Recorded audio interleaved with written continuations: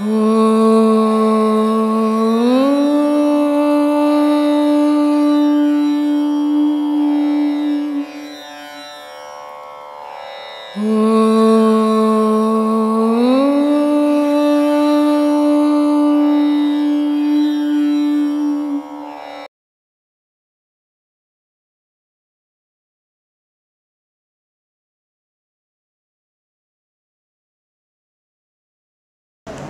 ஓங்காரம் சொன்னீங்க. ஆமாம்.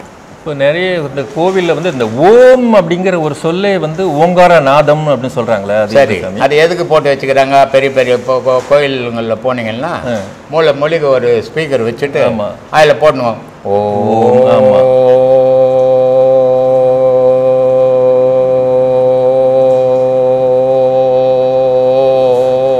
அவங்கள காட்டு மணியை ஒளிச்சிக்கு சாமி இல்லையா? ஆமா, அது வந்து ஓங்காரநாதம் அப்படின்னு அடையாளத்துக்கு அங்க வச்சுக்குது. அடையாளத்துக்கு கேட்டுனுக்குற ஆனா நிஜம் உனக்குள்ளக்குது. இந்த நிஜத்தை நீ அதை கேட்டு கேட்டு இது வெளியே கேட்டுங்குது, இது எனக்குள்ள இல்லை கேட்கணும் அப்படின்னு உனக்குள்ள நீ ஆராயும் போது தான் உன்னை பத்தி உனக்கு தெரியும். இது வெளியே ஆராயும் போது தெரியாது. இதை தான் அகஸ்தியர் ரொம்ப அழகா சொல்லுவார். அப்ப நீ என்னமா மனுஷன் நீ எப்போ வந்தேன்னு உனக்கு தெரியுமா? தெரியாதுப்பா. சரி, நான் இது தெரியாது, இப்போ எப்படி நான் தெரிஞ்சுக்கிறது? அப்போ தெரிஞ்சுக்கணுன்னா நான் சொல்ற மாதிரி போன்றாரு. நீ விந்துன்னு பேசுறியே, அந்த விந்து நம்ம போகத்துக்கு மட்டும் நினச்சிக்கினியா? நீ இல்லை, கடவுளை அடையறதுக்கு தான் அந்த விந்து உனக்கு வச்சுக்குது. ஆனா நீ என்ன பண்ற, அதை அனுபவிக்கிறாத இந்த உலக விஷயத்துல அனுபவிச்சுன்னுக்கிற. சந்தானம் போகணும், எனக்கு பிள்ளைங்க 4 ஓணும், பொண்ணு 4 ஓணும் அப்படின்னு அலையிறியாடாப்பா. அதுக்காக வைக்கலடா. அது உனக்கு வச்சது கடவுள் அடையறதுக்காக வச்சது அது. ஆனா நீ உலகத்துல உபயோகப்படுத்தினுக்கிறத. அதனால உலகத்துல உபயோகப்படுத்துறதை நிறுத்திட்டு உனக்குள்ள அதை மேலே ஏத்துனீன்னா இந்த ஓங்காரம் வரும். உன் வாழ்க்கையே இந்த ஓங்காரத்திலே வாழு. அதுல நீ எப்படி இந்த பூமிக்கு ஜனனமான அது தெரியும்டா உனக்கு அப்படின்றார். அதனால அது அழகா சொல்றாரு.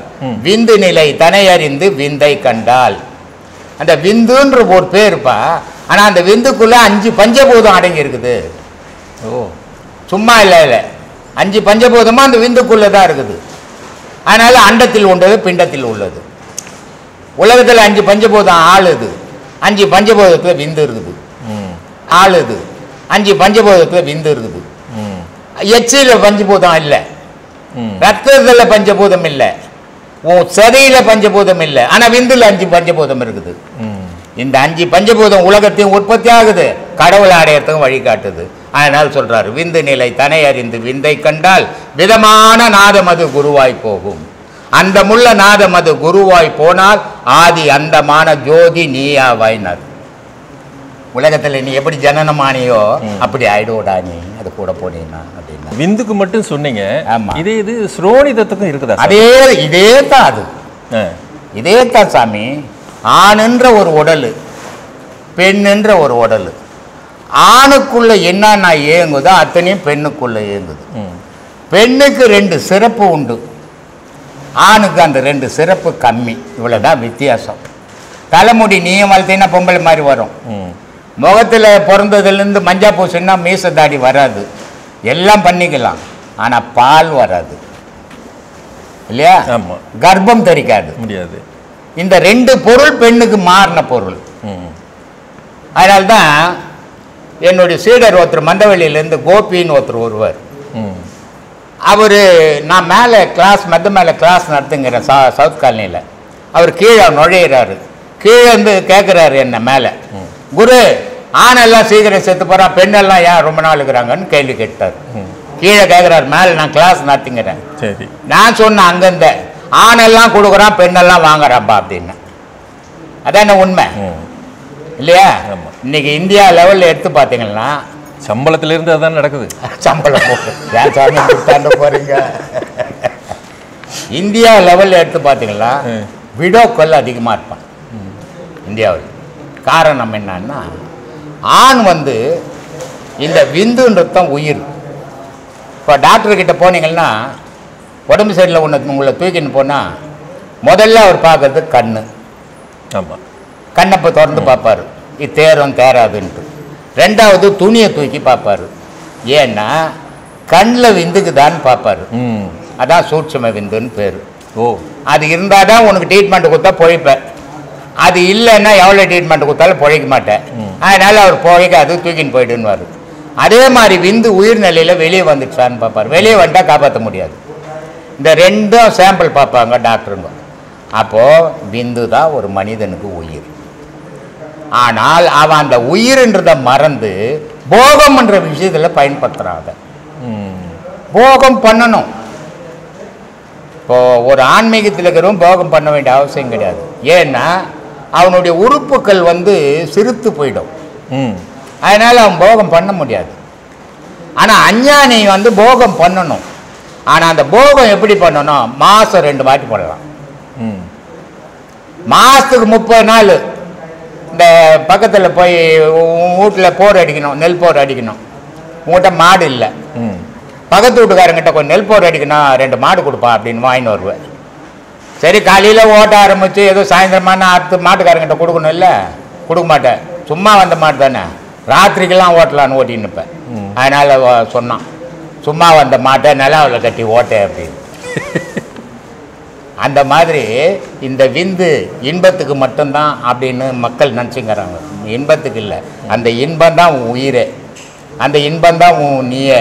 அந்த இன்பம்ன்றது ஒன்று இல்லைன்னா நீன்றது ஒன்று இருக்க மாட்டேன். அப்போ அது எல்லாத்துக்கும் காரணம் விந்து தான். வெளியே உலகத்தில் உனக்கு மரியாதை ஓணுன்னா விந்து தான், கடவுள்கிட்ட மரியாதை ஓணுனாலும் விந்து தான். இங்கே எல்லாத்தையும் இழந்துட்டீங்கன்னா கடவுள் நயா பைசா கூட மாட்டிக்க மாட்டான். இல்லை அங்கே தான் நான் போவேன், இங்கே வானா இங்கே பொண்டாட்டி நயா பைசா கூட மதிக்க மாட்டான். ரெண்டில் எது ஒன்றுமோ நீங்கள் செலெக்ஷன் பண்ணிக்கங்க சாமி, ஏன்னா என் மேலே பழி வந்துடக்கூடாது. அதனால சொல்லிடுறேன் நான். இப்போ நீங்கள் சொன்னீங்க சாமி, கண்ணை திறந்து பார்த்தாக்க சூட்சம விந்து அதில் தெரியும் அப்படின்னு சொல்கிறீங்க. ஆமாம். பெண்ணுக்கு அதே மாதிரி உண்டா? எல்லாருக்கும் சாமி. பெண்களுக்கு அந்த கண்ணில் உண்டா? இதில் விந்து இப்போ உனக்கு சூட்சும விந்து, ஸ்தூல விந்து, சரி, 2 பொருள் உண்டு. அதே மாதிரி பெண்ணுக்கு சூட்சும சுரோனிதம், ஸ்தூல சுரோனிதம் 2 பொருள் உண்டு. இந்த 2 பொருள் சேர்ந்தால்தான் ஒரு கரு உருவாகும். இதில் எந்த ஒரு பொருள் இல்லைன்னா பாட்டில் ஊற்றி குழந்தைங்களை உருவாக்கிடுவாங்கல்ல. அதனால இந்த 2 பொருள் சேர்ந்தால்தான் ஒரு கரு உருவாகும். அப்போ அவங்களுக்கும் அது தேவை. இது நியூட்ரல் பேஸ் மாதிரி. இப்போ ஒரு 1000 வாட்ஸ் பல்பு கரண்ட் வந்ததுன்னா ஒரு ஒயரில் அதில் எடுத்து பல்பு வச்சுன்னா எரியாது, நியூட்ரல் வச்சா தான் எரியும். அதே மாதிரி ஆண் பேஸ், பெண் நியூட்ரல், ரெண்டும் சேர்ந்தாதான் ஒரு கரு, 3வது பொருள் உருவாகும். இந்த ஒரு பொருளாக எதையுமே பெண்ணும் உருவாக்க முடியாது, ஆணும் உருவாக்க முடியாது. அது சரி சாமி. இந்த சூட்சும விந்து ஒருத்தர் நோய்வாய்ப்பட்டவனுக்கு முதலில் ஒரு மருத்துவர் பார்க்கறது கண்ணில் பார்ப்பாங்க. பெண்ணுக்கும் கண்ணில் பார்ப்பாங்க, அவங்களுக்கும் இது இருக்குது. எதுக்கு பொட்டு வைக்கிறாங்க இங்கே? சரி சரி சரி. இந்துக்கள் முட்டாள்தனமாக இங்கே பொட்டு வைக்க சொல்லல, ரொம்ப அறிவுபூர்வமாக வச்சுக்கிறான். இப்போ நிறைய முட்டாள்கள் அதை தப்பு நீன்னுக்கிறான். ஏன்னா அவனை உணரணும்னா உடல்ல எங்க தொட்டாலும் உணர முடியாது. இங்க தொட்டாதான் அவனை உணர முடியும், இங்க தொட்டா உடல்ல தான் உணர முடியும். அப்போ இங்க தொடுறா உன்னை உணர்வு அப்படின்னு சொன்னா எவனும் கேட்க மாட்டான். கேட்பானா? கேட்க மாட்டான். அதனால என்ன பண்ணா, பெண்கள் பொட்டு வைக்கணும் அப்படின்னா இங்க தொட்டுக்கிறான், டெய்லி தொடுறான். ஆண்கள் பட்டை போடணும்னா டெய்லி இங்க தொட்டுக்கிறான். ஆண்கள் நாமம் போடணும்னா டெய்லி இங்க தொட்டுக்கிறான்.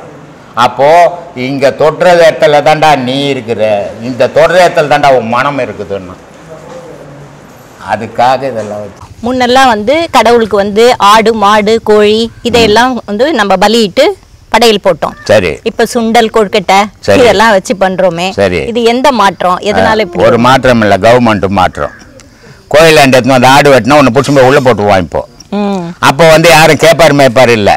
ஆனால் ஆடு கோழி மாடு இதெல்லாம் கடவுள் கேட்டதே கிடையாது. இவன் ருசிக்காக கடவுள் பேர் சொல்லி வெட்டி சாப்பிட்டுங்கிறான். கடவுள் என்ன சொல்றாரு, உன் உடல்ல நான் எப்படி இருக்கிறனோ எல்லா உடல்லையும் அப்படி தான் இருக்கிறேன். உன்னை நீ எப்படி நினைக்கிறியோ எல்லா உயிரினங்களையும் அப்படி நீ கடவுளுக்கு சமமானவன் கடவுள் சொல்றாரு. ஆனா இவன் என்ன பண்றான், ஆடு மாடெல்லாம் வெட்டி சாப்பிட்டு இவன் உடல் சுகத்துக்கு. அதனால்தான் ரொம்ப அழகா பத்திரிகை சொல்றாரு, மண்ணுயிரை கொன்று தின்று உயலாமல் தன்னுயிர் போல் நினைத்து தவம் முடிப்பது எக்காலம்ன்றாரு. எல்லா உயிர்களும் உயிர் மாறி நனிடா, நீ கடவுளுக்கு சமமானவன்டா. ஆனால் உன் வாய் ருசிக்காக கடவுள் பேரை சொல்லி வெட்டுற. சரி, வாய் ருசி உன்னால் விட முடியல, எங்கன்னா மரப்பா வெட்டி துண்ணுட்டு போ. அது நீ வெட்டணும், அது துடிக்கணும், 1000 பேர் பார்க்கணும். இது எவ்வளோ கொடூரமான கொலை பண்ணுறது தானேடா சமம் அதுன்றாங்க. அதனால் கவர்மெண்ட் சட்டம் போட்டுக்குது கோயிலுங்களெல்லாம் ஆடு மாடு வெட்டக்கூடாதுன்னு. அதனால் வெட்டாமக்கிறான், இல்லைன்னா என்ன கூட பிடிச்சி வெட்டி போடுவான். இவன் வெறி, வாய்க்கு இருக்கிற வெறி. அதனால் மனுஷனுக்கு வெறி பிடிச்சி போய் தெரியறான். அதனால் பாசம் கிடையாதும்மா, பாசம் பண்ணுறதுலாம் கிடையாது, பற்று கிடையாது, தெய்வ பக்தி கிடையாது. பக்தின்ற பேரில் வேஷம் போட்டு தெரிஞ்சுங்கிறான். சரி, நம்ம கோவில் தமிழ் கோவில் சுவாமி, அதுல ஏன் வந்து சமஸ்கிருதத்துல அர்ச்சனை பண்றாங்க? இது என்ன தமிழ் கோயில் இங்கிலீஷ் கோயில்னு தனித்தனியாக எழுதிக்குது? நம்ம தமிழர் தானே. எங்கேயும் கிடையாது.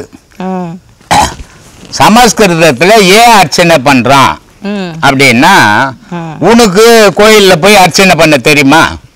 தெரியாது. அப்படி தெரியாத போது இன்னொரு ஆள் அங்க ஓணும் இல்ல, அதுதான் சமஸ்கிருதத்துல ஐயர் பண்றாரு. நீயா இப்போ நான் ஏற்கனவே ஒரு வீடியோல சொல்லியிருக்கிறேன். ஒரு கிறிஸ்துவ பையன் போறான், அவன் பைபிள் எடுத்துன்னு போய் ஞாயிற்றுக்கிழமை கம்பல்சரி போகணும் சர்ச்சுக்கு. அவன் படிச்சு அதை பழக்கம் பண்ணிக்கணும். குரான் முஸ்லீம்ல 10 வயசுல டியூஷன் சொல்லி கொடுத்து குரான் எப்படி படிக்கணும்னு சொல்லி கொடுக்குறாங்க. உலக விஷயத்துல எல்லாம் எல்லாருமே ஈடுபடுறான், தெய்வத்தை பத்தியும் தெரிஞ்சுக்கிறான். ஆனா இந்த இந்து மதத்துல தூண்டுறதுக்கு மட்டும்தான் தெரிஞ்சுக்கிறானே தவிர தெய்வ வழிபாட்டை தெரிஞ்சுக்கல. அந்த வழிபாடு தெரியாததால எல்லா தேங்காய் பூ பழவத்துல பாக்கு எல்லாம் எத்துன்னு போய் ஐயர்கிட்ட கொடுத்துட்டு இவன் சும்மா நின்று கிடக்கிறான். இவன் வாயின்னு போனதை வச்சு அவன் சாமி கும்பிட்டுன்னுக்கிறான். ஏன், என்ன காரணம்? உனக்கு தெரியல. உலகமே வாழ்க்கைன்னு வாழ்ந்தே தவிர கடவுள்னு ஒன்று இருக்குது, அதை பற்றி தெரிஞ்சுக்கணும்னு இளமையிலேருந்து யாரும் உன் தாய் தாப்பனும் சொல்லி கொடுக்கல, நீ உன் பிள்ளைங்களுக்கும் சொல்லி கொடுக்கல. அப்போ வேற ஒருத்தர்கிட்ட கொடுக்கும்போது அவருக்கு தெரிஞ்ச மொழியில் அவர் சொல்றாரு கடவுளை, நீ கும்பிட்டுட்டு வர. இது தமிழ் கடவுள், இங்கிலீஷ் கடவுள், இந்தி கடவுள்லாம் ஒன்று கிடையாது. கடவுள்ன்றது ஒரு பொருள், மொழியற்ற கடவுள். அதுக்கு மொழியே கிடையாது, அதுக்கு ஜாதியே கிடையாது, மதமே கிடையாது, இனமே கிடையாது, நாடே கிடையாது. அப்படிப்பட்டது கடவுள். அது வந்து ஒரு பெரும் ஜோதி.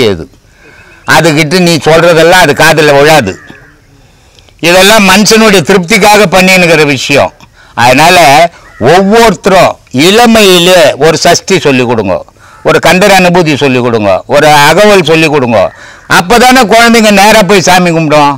நீ உங்களுக்கே தெரியாதுன்னா உங்கள் குழந்தைங்களுக்கு எங்கன்னு தெரியுது. அதனால முண்டமாவே போயிடுச்சு. அது சொல்லுமா சுவாமி, சில தமிழர்களை கோவிலுக்குள்ள அனுமதிக்காத நிலையில சுவாமியை நம்புவது எந்த அளவுக்கு சாத்தியம்? எந்த தமிழர்களை கோயிலில் அனுமதிக்கல? ஒரு குறிப்பிட்ட பிரிவினர் வந்து கோவிலுக்குள்ள, ஒரு குறிப்பிட்ட பிரிவினரை கோவிலுக்குள்ள வரக்கூடாதுன்னு சொல்றாங்க. அனுமதிக்காதவும் மனுஷனே கிடையாது. மனுஷனை தெய்வ வழிபாடுன்றது எல்லா மனிதனும் வழிபடணும்.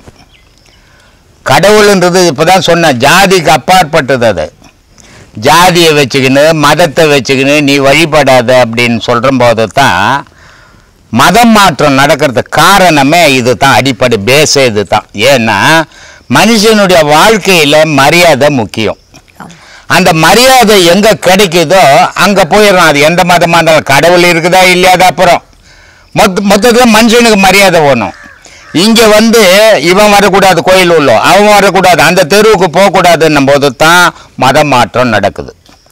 ஆனால் மனுஷன் எல்லாருக்கும் உரிமை உண்டு தெய்வத்தை வழிபடும். இதை யாரு நீ வழிபடாத நீ வராதன்னு சொல்றது உரிமையே கிடையாது.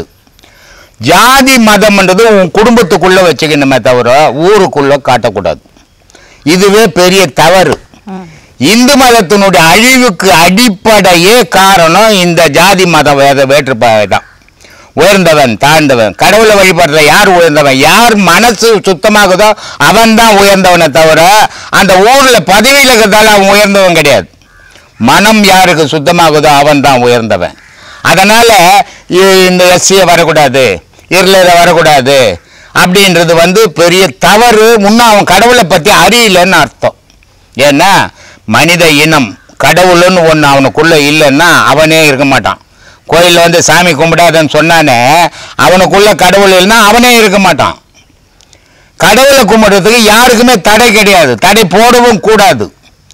எல்லா மனிதரும் எல்லா இடத்துலையும் ஒன்று கூட்டி அன்பு கடவுள். அப்போ அங்க ஆணவத்தை காட்டும் போது அன்பு எங்கிருந்து இருக்கும்? அதனால அன்பு தான் ஆண்டவங்கிட்ட காட்டணுமே தவிர ஆரவாரத்தையோ ஆணவத்தையோ காட்டக்கூடாது. ஜாதி மதமே கிடையாது. கடவுள் எந்த ஜாதி? கடவுள் எந்த மதம்? கடவுள் எந்த மொழி? எவனையாவது சொல்லுங்க பார்க்கலாம், முடியுமா?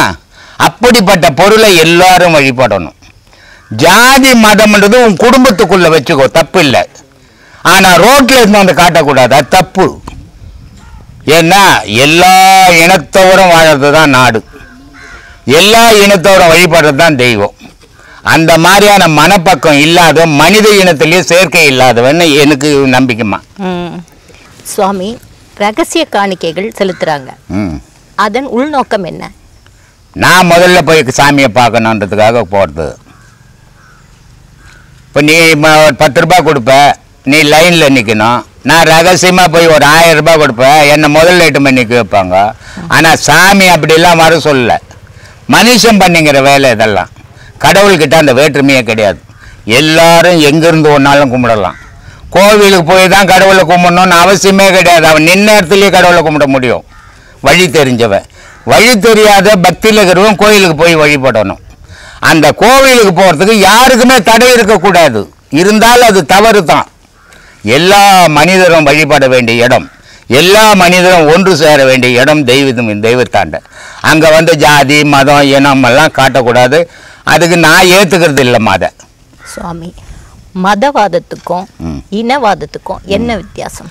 மதம்ன்றது மொத்தமாக சேர்ந்தது, இனம்ன்றது தனித்து சேர்ந்தது. இப்போ இனம்ன்றது ஒரு ஊருக்குள்ளே ஒரு இனம் இருக்கும், இன்னொரு ஊருக்குள்ளே இன்னொரு இனம் மெஜாரிட்டியாக இருக்கும். ஆனால் மதம்ன்றது இந்தியா முழுவதும் ஒரே மதம். அதனால் மதவாதம் வேற. இப்போ கிறிஸ்துவ மதம், இந்து மதம், 2 மதங்குது. முஸ்லீம் மதம், இந்து கிறிஸ்துவ மதங்குது. இதெல்லாம் மோதுறது மதவாதங்கள். ஆனால் இனவாதம், உன் ஜாதி உயர்ந்தது, என் ஜாதி உயர்ந்தது அப்படின்னு ஜாதியை பேசிக்கிறது இனவாதம். ராமாயண காலத்துல இலங்கையில தமிழர்கள் அல்லாத இனம் இருந்ததா ஏதாவது குறிப்பு இருக்கா சுவாமி? ராமாயணன்ற ஒரு குறிப்பே கிடையாதுமா. எல்லாமே எழுதப்பட்ட கதைகள் தான், நிஜம் எதுவும் கிடையாது. ஏன்னா குரங்கு போய் போர்க்காலத்தில் நிற்க முடியாது இல்லையா? அப்போ ராமர் கூட இருந்ததெல்லாம் பெருவாரி குரங்குங்க தான். அப்போ குரங்கு மனுஷனாக இருந்திருக்கணும், இல்லை மனுஷன் குரங்காக இருந்திருக்கணும். அது எதுவாக இருந்தது சொல்லு? குரங்கா தான் இருந்தது. அப்போ குரங்கா இருந்தால் ஒரு நாட்டு மன்னங்கிட்ட போய் சண்டை போட முடியுமா? முடியாது. ஆனால் போட்டுத ராமாயணம் சொல்லுது. அதனால அந்த மாதிரி கற்பனை கதைக்கெல்லாம் போகக்கூடாது. இப்போ அன்னைக்கு சரி ஜாதி இனமே இருந்தது, என்ன பண்ண போகிறோம்? இப்போ ஒன்றும் பண்ண போகிறதில்ல. சரி இல்லை, இப்போ என்ன பண்ண போகிறோம்? எடுத்து போய் சேர்க்க முடியுமா? அதுவும் இல்லை. அது எதுக்கு தேவையற்ற விஷயம் சொல்லுமா.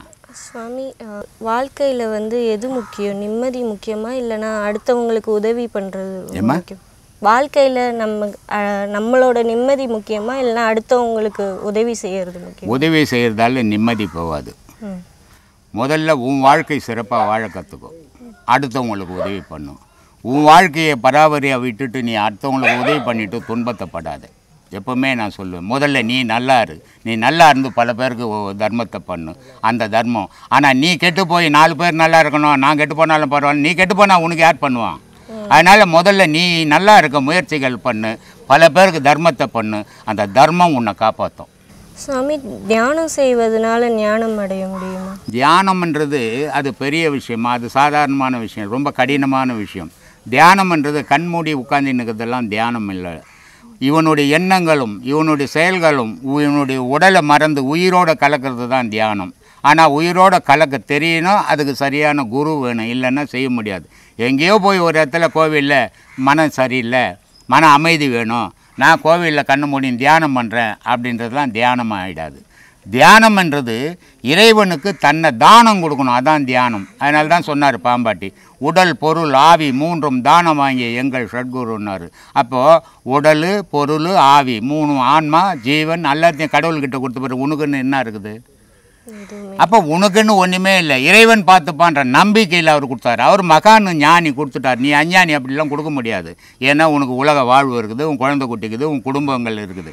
அதனால் அப்படிலாம் ஆனால் ஒழுக்கத்தை கடைப்பிடிங்க, அந்த ஒழுக்கம் உங்களை வாழ வைக்கும். ஆசையை அளவோடு வச்சுக்கோங்க, அது உங்களை வாழ வைக்கும்.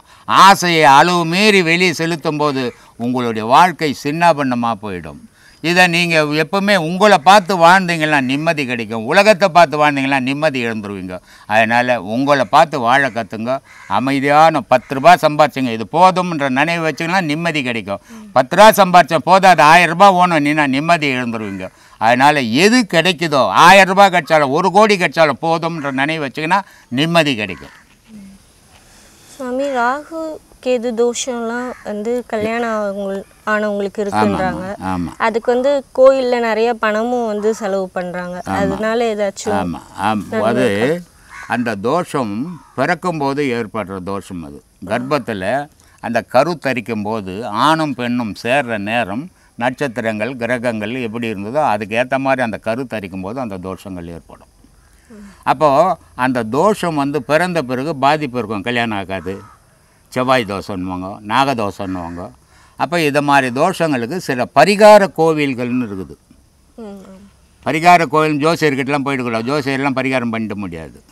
இப்போ காலாஸ்தி கோயில் இருக்குது, அது செவ்வாய் கிரகத்தை நீக்கக்கூடிய கோயில் அது. அப்போது அந்த மாதிரி இடத்துங்களுக்கு போகும்போது இவனுடைய மனமும் அங்கே ஐயர் செய்த செயலும் சேர்த்து அது போயிடுச்சுன்ற முடிவோடு நீ இருக்கிற. அது போச்சோ போலியோ, ஆனால் உனக்கு ஒரு நினைவு வந்துடுச்சு, அது போயிடுச்சு, அவங்க செய்துட்டாங்க அப்படின்னு. அப்போத்துலேருந்து நீ நல்லா இருப்ப. அதனால் அந்த மாதிரி கோயில்களுக்கு போகிறது தவறு. நம்ம உலக வாழ்க்கையில் யாரையும் திருப்திப்படுத்துவதாக நாம் இங்கே வரலை. நமக்கான வாழ்க்கையை இறைவன் கொடுத்துருக்குறான். அதை பரிபூர்ணமாக ஆண்டு அதை முடிக்கிறதுக்காக மட்டும்தான் இங்கே வந்திருக்கிறோம். ஆனால் நடைமுறையில் நாம் அப்படி பார்க்குறோமானா அப்படிலாம் இல்லை. யாருக்கும் வந்து நமக்கு எதுக்காக வந்தோம், ஏன் வந்தோன்ற நோக்கம் யாருக்குமே தெரியாது. ஐயா மாதிரி குருமார்கள் வந்து நமக்கு நீ எதுக்காக வந்த, நீ போகிற வழி கரெக்டாக நெறிப்படுத்தினா மட்டும்தான் நமக்கு வாழ்க்கைனா என்ன, அந்த வாழ்க்கையை எப்படி வாழறது அப்படின்றது ஒரு வழி, நமக்கு ஒரு தீர்வே கிடைக்கும். அது வரைக்கும் நமக்கு சரியான தீர்வு கிடைக்காது. நம்ம போகிற போக்கெலாம் போயின்னு இருப்போம். இப்போ போகிற போக்கெலாம் போனால் என்ன ஆகுன்னா வாழ்க்கையில் மனுஷனுக்கு அவமானம் தான் மிஞ்சும். மான அவமானங்களுக்கு குறை கண்டிப்பாக வந்தே தீரும். அதுவும் யாருக்காக வரும்னா, ஒழுக்கமாக யாரெல்லாம் வாழணும்னு ஆசைப்பட்றாங்களோ அவங்களுக்கு தான் அந்த பிரச்சனையை அதிகமாக பேஸ் பண்ணுவாங்க. நான் நல்லபடியாக வாழணும், நல்லவனாக வாழணும், இப்படி தான் இருக்கணும் அப்படின்னு யாரெல்லாம் போகிறாங்களோ அவங்களுக்கு தான் நிறைய சோதனைகள் வரும். ஆனால் போகிறவங்க இந்த பாதையில் போனால் இப்படி தான் இருக்குன்ற அந்த தெளிவு இருக்கணும், தைரியமாக இருக்கணும். காட்டுக்கு போகிறது முடிவு பண்ணிட்டா அங்கே எல்லாத்தையும் ஃபேஸ் பண்ணக்கூடிய சாமர்த்தியம் இருந்தால் தான் நான் காட்டுக்கு போனோம். நானே ஒரு பயந்தாங்கோலி, ஊர்லேயே இருக்கலாம், ஆனால் காட்டுக்கு போனோன்னு எனக்கு ஆசை வந்துச்சு அப்படின்னு காட்டில் போனால் தினம் தினம் தினம் தினம் செத்து செத்து பிழைக்கிற மாதிரி ஆகிடும். அப்போது நல்லவங்களாக வாழறது இந்த காலத்தில் முடியாத காரியம் இல்லை. வாழறதுக்கான வழி தெரியணும். என்னென்னு தெரியணும்னா தைரியமாக இருக்கணும். தைரியமாக யாருக்கெல்லாம் இருக்க முடியும்னு தோணுதோ அவங்க மட்டும்தான் இங்கே ஒழுக்கமாக வாழ முடியும். இல்லைன்னா இந்த உலகம் அவங்கள வாழவே விடாது, அதுக்கான வாய்ப்பை கொடுக்காது. ஏன்னா அவங்களாம் பிழைக்க தெரியாதவங்க. அதனால் இந்த வாழ்க்கையை நாம் எப்போவுமே ரொம்ப கவனமாக வாழணும். அதுக்கு தான் ஐயா ஆண்டவனை பற்றி பேசலை, கடவுளை பற்றி பேசலை, எப்போவுமே மனுஷனை பற்றி தான் பேசியிருக்காங்க. காரணம் என்னென்னா, ஐயா அப்போ நிறைய தடவை சொல்லியிருக்காரு, ஆண்டவனை பற்றி பேசுறதுக்கு இங்கே ஒன்றுமே இல்லை. நமக்கு முன்னாடி ஆயிரம் பேர் பேசிட்டாங்க, நாம் புதுசாக பேசுறதுக்கு ஒன்றுமே இல்லை. ஆனால் எப்போவுமே குறை உள்ள மனுஷன், என் குறை யார்கிட்ட இருக்குதுன்னா கடவுள்கிட்ட இல்லை, மனுஷன்கிட்ட மட்டும்தான். அதுவும் அவங்களோட மனசில் தான் இருக்குது. இப்போது அந்த மனசில் இருக்கிற குறையானது தீர்ந்து போச்சுன்னு சொன்னால் போகிற வழியில் போய்கிட்டே இருக்கலாம், அங்கே எந்த தடையுமே இருக்காது. சரிங்களா? அதுக்கு ஐயா மாதிரி குருமார்கள் வேணும். இந்த உலகத்தில் மக்களை காப்பாற்றக்கூடிய ஒரே சக்தி, இறை சக்தியாக வந்து உதித்தவங்க தான் நம்ம குருமார்கள். அதுவும் உண்மையான குருமார்கள். அருணகிரிநாதர் வாழ்க்கையில் செய்யக்கூடாத தவறுகளெல்லாம் செய்கிறாரு. எப்படிலாம் மனுஷன் வாழக்கூடாதுன்னு சொன்னாங்களோ அப்படிலாம் வாழ்ந்து அனுபவிக்கிறார். ஏன்னா தன்னோட இன்பம் அதுதான் முன்னிலைப்படுத்துகிறாரு. தான் நினச்சதை செய்யணும், தனக்கு எது சந்தோஷமோ அதை மட்டுமே செய்யணும். அது பாவமா புண்ணியமா எந்த கேள்விக்கும் இடமில்லை. அப்படி ஒரு வாழ்க்கையை அவர் வாழ்கிறார். எப்பவுமே பெண்களுக்கு மேலே மோகம் ஜாஸ்தி அவருக்கு. காலம் ஃபுல்லாக அப்படியே வாழ்ந்துட்டார். ஆனால் அப்படி வாழ்ந்த ஒரு மனுஷனுக்கு வாழ்க்கையில் ஒரு ஸ்ட்ரகிள் ஆகுது. நாம் மிகப்பெரிய தவறு பண்ணோம். யார்? அவங்க அக்காவோட வடிவத்திலே அந்த தவறை நிறுத்துறதுக்கான ஒரு வழி கிடைக்குது. அவங்க அக்கா சொன்ன வார்த்தை அவர் நெஞ்சில் நெருப்பை வச்ச மாதிரி இருக்குது. இவ்வளோ கேவலமாக நம்ம ஆகிட்டோமா, இனிமேல் இந்த உயிரானது நமக்குள்ளே இருக்கக்கூடாது, நாம் நம்ம உயிரை மாய்ச்சிக்கலாம் அப்படின்னு என்ன பண்ணுறாரு, நேராக திருவண்ணாமலை கோபுரத்து மேலே ஏறி மேலேருந்து குதிக்கிறாரு. குதிச்சவரை யார் காப்பாற்றுறாரு? முருகப்பெருமான் காப்பாற்றுறாரு. முருகப்பெருமான் காப்பாற்றுறாருன்னா அது பக்தி. உண்மையிலே அவர் முருகப்பெருமான் தான் காப்பாற்றிருப்பாரா? காப்பாற்றிருந்தா என்ன பண்ணிடலாம்? முருகப்பெருமான் தெய்வம் காப்பாற்றினா கையோட அருணகிரிநாதரை கூப்பிட்டுன்னு சொர்க்கத்துக்குள்ளே போயிருக்கணும். திருப்பி இங்கே பூமியில் ஏன் போட்டு போனோம்? வாய்ப்பு இல்லைல்ல சாமி. அப்போது கதைகளுக்காக பக்தியில் நிறைய விஷயங்களை சொல்ல முடியாது. அப்போ எது நடந்தாலும் ஒரு வாழ்க்கையில் மனுஷனுக்கு டேர்னிங் பாயிண்ட்னு ஒன்று இருக்குது. அதை திசை திருப்பி விடக்கூடிய சக்தி ஒன்று வந்ததுன்னா அது தெய்வம் தான்ப்பா காப்பாற்றுச்சு அப்படின்னு எல்லாத்தையும் தெய்வத்து மேலே போடுவாங்க. ஆனால் இவரோட வாழ்க்கையில் என்ன நடக்குது? விழுந்தார், காப்பாற்றினவர் கையோட கூட்டும் போயிருந்தா முக்திப்பா, அதோட முக்தி. இங்கே தெரிய வேண்டிய வேலை கிடையாது. அவர் 60,000 பாட்டு எழுதினார், அதுக்கான வேலையே கிடையாது. ஆனால் வந்தவர் அப்படிலாம் பண்ணாமல் சும்மா இரு சொல்லற அப்படின்னு போயிட்டார். அது யார் கொடுப்பா? கடவுளுக்கு ஏன் அந்த வேலை?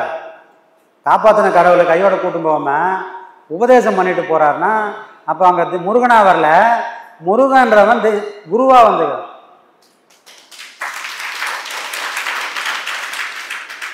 ஏன்னா இந்த உலகத்தில் தெய்வத்துக்குன்னு தனியாக ஒரு வடிவமே கிடையாது. யாரும் பார்க்கல. உலகம் முழுக்க சிவன் கும்பிட்றாங்க. யார் சிவனை பார்த்தாங்க? ஒருத்தர் கூட பார்க்கவே இல்லை. யாரும் பார்க்கல. இதுவரைக்கும் பார்த்தது சொன்னதான் கிடையாது. ஆனால் அப்படி ஒரு தெய்வம் இருக்குது. அப்படி ஒரு தெய்வம் இருந்தால் அது எந்த வடிவத்தில் வரும்னா ஐயா மாதிரி இருக்கிற உண்மையான குருமார்கள் வடிவத்தில் மட்டும்தான் வரும். இந்த உலகத்தில் எத்தனை குருமார்கள், உண்மையான குருமார்கள்லாம் இருக்கிறாங்களோ அவங்களோட வடிவம் எல்லாம் அந்த இறைவனோட வடிவம் தான். இறைவனுக்கும் தனியாக ஒரு வடிவம் கிடையாது. அப்போது காப்பாற்றணும், மனுஷனை கரை சேர்க்கணும்னா அது குருமுகமாக வந்தால் மட்டும்தான். ஏன்னா அங்கே தான் பயிற்சி கிடைக்கும். எந்த மனம் வளர்ந்ததோ ஐயா சொல்லுவாங்க, நீ எங்கே பாவம் பண்ணியோ அங்கே தான் நீ அழிக்கணும்ப்பா. பாவம் பண்ணது ஒரு இடம், அடிக்கிறது காசியில் போய் அழிச்சோம்னா பக்கத்து வீட்டில் பாவம் பண்ணிவிட்டு பஸ் ஏறி போய் காசியில் போய் எங்கே அழியும்? அப்போ யாருக்கு எங்கே நாம் பாவம் பண்ணமோ அவங்களுக்கு அந்த இடத்துலையே அதை சரி பண்ணுறதுக்கான நிவாரணத்தை தேடினால் மட்டும்தான் பாவம் அழியும். அப்போ முருகப்பெருமானை சொல்லிட்டு போயிட்டாரு. திரும்ப காட்சிகள் எப்போ கிடைக்குது அப்படின்னா 12 வருஷம் பொறுத்து தான் அவருக்கு காட்சியே கொடுக்குறாங்க. சரிங்களா? அவரே இடையில திருப்பூரில் புலம்புறாரு, நீ பாருன்னு சொல்லிட்டு போயிட்ட, உனக்கு என்ன போச்சு, நான் படுற வேதனை எனக்கு தான் தெரியும் அப்படின்ற மாதிரி அவர் சொல்கிறாரு. அவரோட பாடலே சொல்கிறாரு, நீ சொன்னது சும்மா இரு சொல்லற என்றாலுமே அம்மா பொருள் ஒன்றும் அறிந்தில்லேன்னு. எப்பா நீ என்னவோ சொல்லிட்டு போயிட்ட, ஈஸியாக சொல்லிட்ட, உன்னால் முடியுது. ஆனால் நீ சொன்னதோட விஷயத்த நான் புரிஞ்சுக்கிறதுக்கு அம்மான்றாரு. அம்மான்னா அதை அளவிடவே முடியலப்பா, நீ சொன்ன விஷயத்த நான் அனுபவிக்கும் போது தான் தெரியுது, நீ எவ்வளோ பெரிய விஷயத்த சொல்லிட்டு அசால்ட்டா அப்படின்ற மாதிரி அவர் அதை அவ்வளோ வியந்து பாராட்டுறாரு. அப்போது யோகம் பண்ணுறோம். முருகனே பாடம் கொடுத்த அருணகிரியே 12 வருஷம் வெயிட் பண்ணார். புரியுதுங்களா? அப்போது அந்த 12 வருஷன்றது ஒரு மனுஷனுக்கு வாழ்க்கையில் ஒரு முக்கியமான காலகட்டம். அந்த ஆரம்பம் 0லேருந்து ஆரம்பிக்கிறோம். எந்த பாவனை இருக்கும், எந்த பாவனை சாமி இருக்கும், உண்மையாக இருந்திருக்காங்க. அதுக்கப்புறம் அடி ஓத வாங்கும்போதே முடியலன்னு ஓடிடலாம். அந்த வரும்போது ஒரு ஈடுபாட்டோடு தான் வந்திருப்பாங்க, அந்த உண்மை இருக்குதுன்னு புரிஞ்சுதான் வந்திருப்பாங்க. அதே பாவனையில் அந்த 12 வருஷத்தை ஒரு மனுஷன் பூர்த்தி பண்ணால் அது அவங்களுக்குள்ள கும்பாபிஷேகம் பண்ண மாதிரி கணக்கில் அது பூரண முக்தி ஆகிடுவாங்க. அப்போது யோகம் பண்ணுற எல்லாரும் இந்த விஷயத்தை தெரிஞ்சுக்கணும். சாமி நல்லா பாடம் பண்ணுறேன் சாமி, 3 வேளை பாடம் பண்ணுறேன் சாமி, நான் ஏன் சாமி இன்னும் படுக்கலை படுத்துட்டா இங்கே வாழ வேண்டிய அவசியமே இல்லை. ஆனால் வாழணும் தானே வந்தோம். என்ன சாமி, வாழணும் தான் வந்துக்கிறோம். ஏன்னா பாடம்லாம் வாங்கி பயணம் பண்ணதெல்லாம் ஒரு 4-5 வருஷம், மிஞ்சி போனால் ஒரு 10 வருஷம். ஆனால் எனக்கு தலையெழுத்துன்னு ஒன்று எழுதுந்தே அம்மா வயிற்றில் இருக்கும்போதே எழுதிட்டான். அப்போ அதையும் நான் அனுபவித்தால் மட்டும்தான் இந்த பிறவிலேருந்து நான் தப்பிச்சே போக முடியும். குருமார்கள் எல்லாரும் அதை தான் பண்ணாங்க. அவ்வளோ பெரிய மகான் ரமணர், அவருக்கு ஏன் அந்த நோய் வரணும் அப்படின்னா ஏன் எல்லாருக்கும் தீர்த்தாரு. எவ்வளோ பேரோட கவலைகளை அந்த பார்வையிலே, பேச்சு இல்லை ஒன்றும் இல்லை, அந்த பார்வை ஒன்றாலேயே அழிக்க தெரிஞ்ச அந்த மகானால் தனக்குன்னு ஒன்று வந்தால் பண்ண முடியல. ஆனால் பண்ண முடியாதுன்னு இல்லை, பண்ணாங்கன்னா முடிஞ்சு போச்சு. அவங்க அந்த தவ வாழ்க்கை முடிஞ்சு போடும். இந்த தவ வாழ்க்கையில் வர பலனை சுயநலத்துக்காக யாரும் பயன்படுத்தினா அவங்கள கொண்டு வந்து கீழே தூக்கி போட்டுவிடும். அதுக்காக தான் ஊருக்கெல்லாம் பண்ணக்கூடிய அவங்களால தனக்கு எதனா ஒன்றுனா பண்ணிக்கவே மாட்டாங்க. ஏன்னால் இதெல்லாம் அந்த கர்மா அழித்தால் மட்டும்தான் இன்னொரு பிறவி இல்லாத ஒரு நிலைக்கு போய் சேருவோம். அதுதான் முக்தி. முக்தின்றது 3 மண்டலத்தையும் ஒன்று சேர்க்குற வித்தை. சரி, முக்தி மட்டும் போதுமாப்பா, அந்த 3 மண்டலத்தை மட்டும் தொட்டால் போதுமானா அது முக்தி. அந்த முக்தி ஆனாலும் உனக்கு பிறவி உண்டு. ஆனால் இது முக்தியில் அடைஞ்சதுக்கப்புறம் மோட்சத்துக்கு போகணும். அப்போ மோட்சத்துக்குன்னு ஒரு பாதை இருக்குது. இது கீழே இருந்து ராக்கெட் விட்ட மாதிரி மேலே போயிட முடியாது. பிள்ளையார் எப்படி இருக்கிறாரோ அப்படி தான் அங்கே பாதை வச்சுக்கிறான். பிள்ளையாரோட குதிக்கை எப்படி இருக்குதோ அதுதான் பாதையே. மூச்சை இப்போ நிறைய இடத்துல சொல்லி கொடுக்குறாங்க, மூச்சை நேராக உச்சி வரைக்கும் எடுத்து மூச்சு வரைக்கும் இறக்கு அப்படின்றாங்க. அந்த மாதிரி பாதை அங்கே கிடையவே கிடையாது. அந்த மாதிரி போனால் என்ன ஆகுன்னா அனுபவங்கள் கிடைச்சாலும் அதனால் வரக்கூடிய பயனை அனுபவிக்கக்கூடிய பக்குவம் நமக்கு இருக்காத போயிடும். அதனால தான் போன வழி நல்லதாக இருந்தாலும் நடுவில் தடுமாறி போகிறதுக்கு காரணம் என்னென்னா அந்த மனம் உயிர் துடிப்பாகவே இருக்குது. அப்போ போகிறவங்க மனசை அழிச்சிக்கினே போனால் மட்டும்தான் அந்த ஞானத்தில் நிலையாக நிற்க முடியும். இல்லைன்னா திரும்பவும் அவங்க தெருவுக்கே வர வேண்டிய சூழ்நிலை வந்துடும். அப்போ ஐயாலாம் கொடுக்குற பாடம் என்னென்னா மனசை அழிக்கிறதுக்குன்னு தனியாக பாடங்கள் கொடுக்கல. ஆனால் நம்ம பண்ணக்கூடிய பாடங்கள் மனசை அழிச்சிக்கினே போகும். ஆனால் அது நமக்கு தெரியாது. நம்மளை சுற்றி இருக்குன்னு சொல்லுவாங்க, என்னப்பா நீ இப்படிலாம் இருந்த, என்னென்னவோலாம் பண்ணின்னு இருந்த, இப்போ நீ வேறு மாதிரி இருக்குதுன்னு அவங்க சொன்னால் மட்டும்தான் நம்மளை இவ்வளோ மாற்றம் அடைஞ்சிருக்கதே தெரியும். நம்மளால் அதை புரிஞ்சிக்கவே முடியாது.